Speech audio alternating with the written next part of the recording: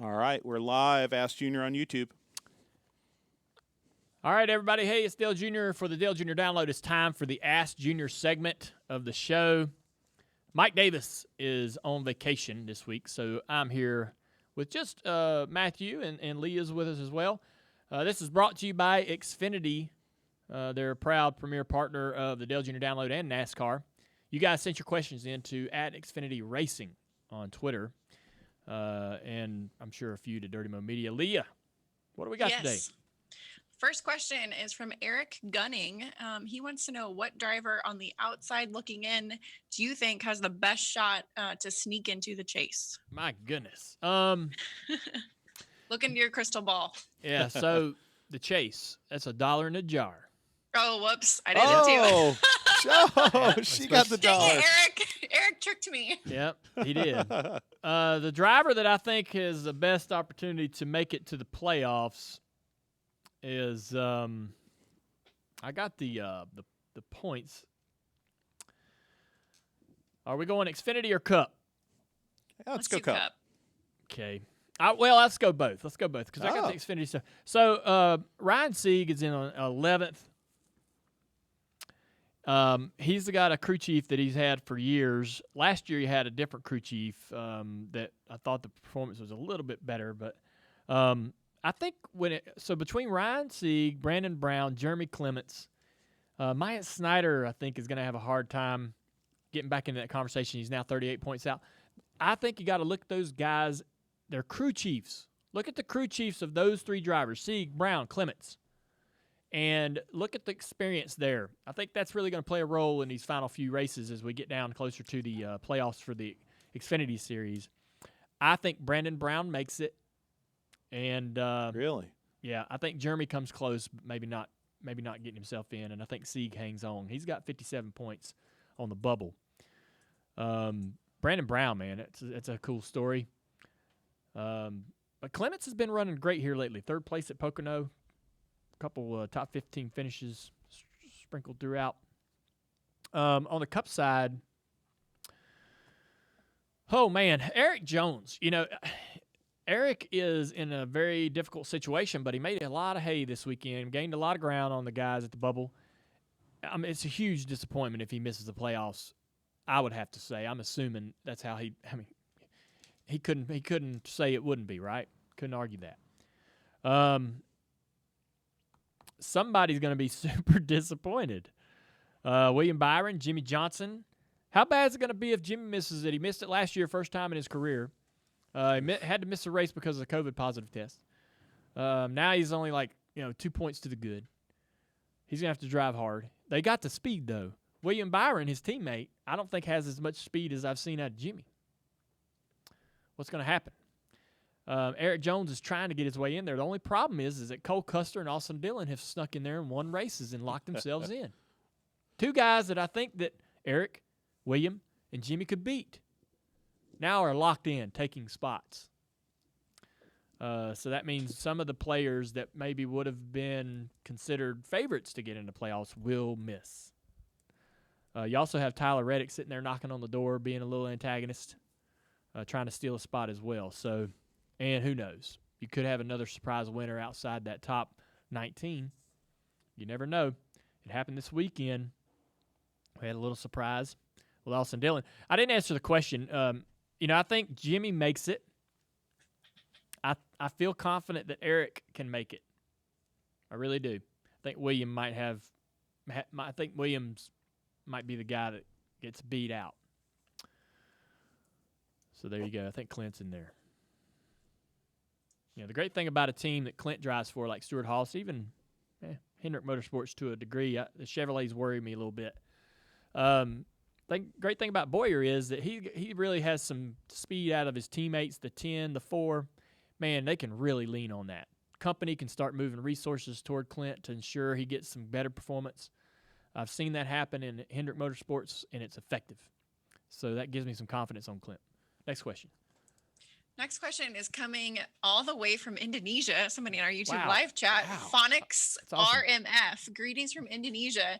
What international racetracks would you like to drive on? Brands Hatch. Brands Hatch Indy, the smaller course. So I've ran on the so I've only ran on Brands Hatch in simulation, right? There was an old British Touring Car Championship game, TOCA 2. And I loved racing on the Indy small short course of Brands Hatch.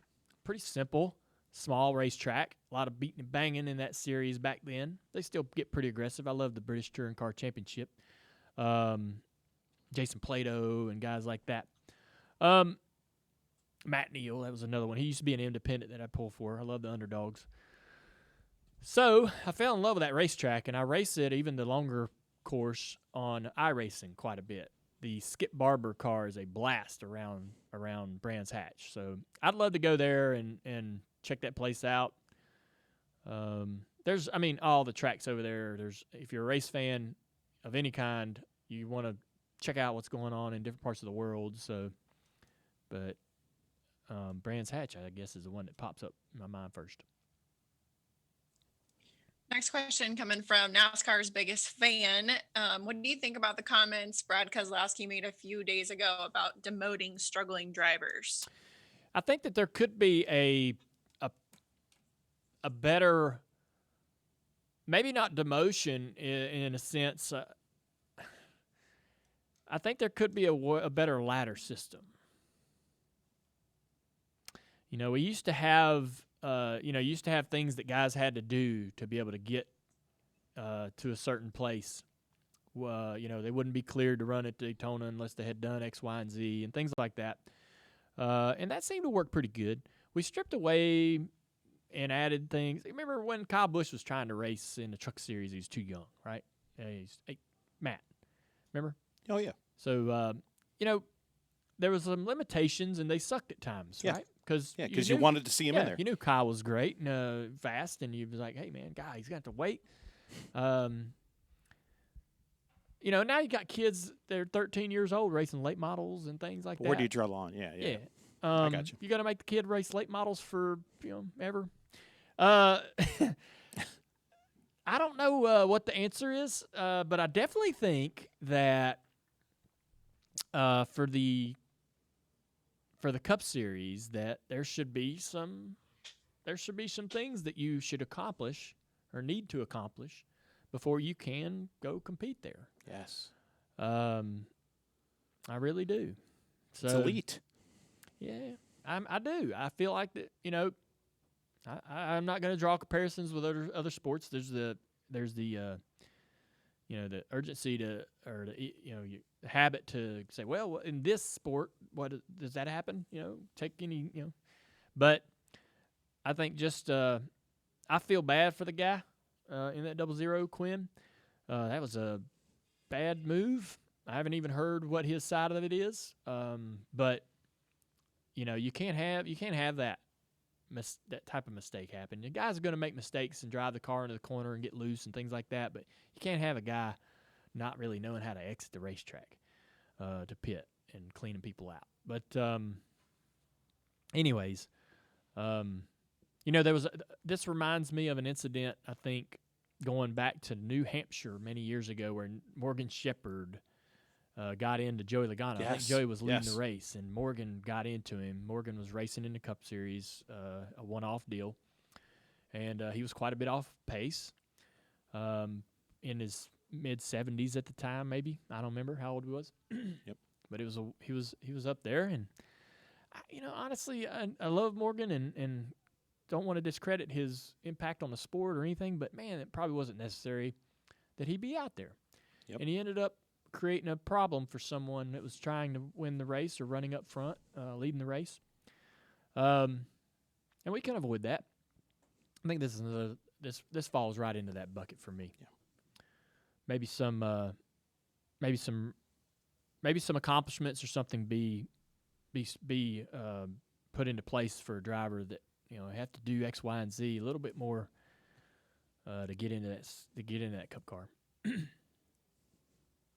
Next question coming from Jessica Watkins. We talked about it a lot last week before the All-Star race, but she wants to know, what was your final thoughts on the underglow lights? All right. I thought the underglow lights were awesome at the burnout on the boulevard in Nashville. I was there. I didn't know. All right, so I'm at the burnout on the boulevard. Everybody else is there. It's dark and cool. It's a great scene in Nashville. No, I didn't know that they were going to have a couple cars with the glow. But here comes the Ganassi cars, and they were glowing, and it looked awesome, right? Kurt Busch's Monster Energy car had that green Monster Energy color glow coming out that was pouring out of everywhere, right? From the bumper from front to back bumper, right? Just cool. In the smoke, it was hitting the smoke as the car's doing the burnout. It was perfect. In my opinion, that's kind of where it belongs. I really do. I really feel like that's the place for that, the glow. In those moments when we have a burnout on the boulevard, or if cars are driving through town or whatever, for whatever reason that might be happening. I used to do that in Vegas, drive around town a little bit. I